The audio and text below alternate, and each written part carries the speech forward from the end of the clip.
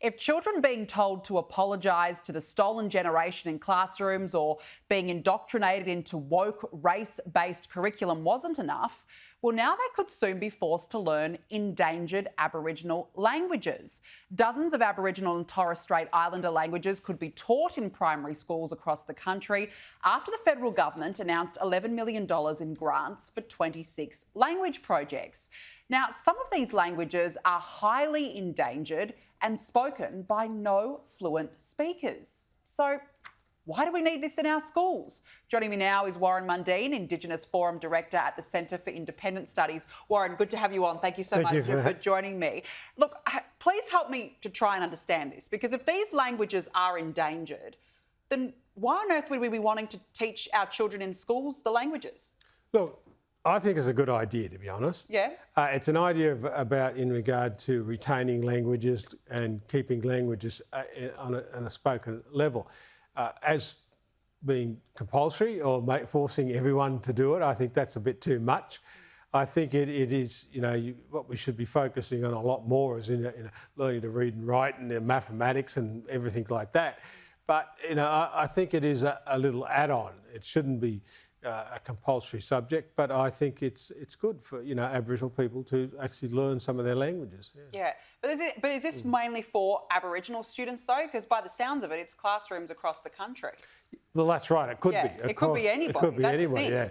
So the thing for me is, okay, nice, as it should be, compulsory. No, but we're keep focusing on the real stuff that we need to focus on the maths, science, English, history, and so on that we need to have for kids to learn and to build a career for themselves into the future. The basics, getting back to basics. It should be that simple, really. Yeah. Now, look, I need to talk to you about Mount Panorama, because we've got a group of traditional owners. There's about 18 of them, and this was the group that targeted the Blaney mine in regional New South Wales. But now they're at it again. They're targeting Mount Panorama, of course, the home of Australia's famous car race. But this corporation is saying that it's a sacred site, Warren, after the ashes of its former director, Brian Grant, were scattered there. They say that this was part of a secret state heritage application. It's always quite secretive, I've got to say. So Mount Panorama's the target now, but what's your reaction to this? Oh, look, I don't want to speak ill of the dead, No, of course. To Mr. Grant and his family, I'm sad. But this is getting ridiculous. What I'd like to do is, get my grandfather's ashes and go to the Olympic Stadium and put them across the ground, so then I can do a deal where I will get, forever and a day, tickets to the State of Origin and the grand final and every major event that needs to be done. This is absolutely ridiculous and just a load of rubbish, quite frankly. And it insults Aboriginal culture, and it insults Aboriginal people, and insults anyone with half a brain. Look, all they're doing is just minimising what real Aboriginal culture is about, and it is insulting people, and it is dividing us. And of course it is a sacred site, and it's a sacred site to petrol heads. That's what it is. That's exactly, to rev heads. But this is the thing. I just wonder though. Has this race-based ideology gone too far now? I mean, you've got Mount Panorama, you've got the Blaney mine, you've got a landowner in Western Australia being, found guilty on his own property because of a rainbow serpent in a lake. I mean, where does it end, Warren? This is the thing.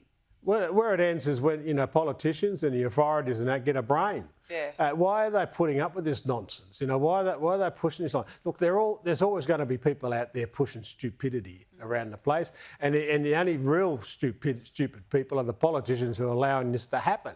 Look, let's forget all this rubbish.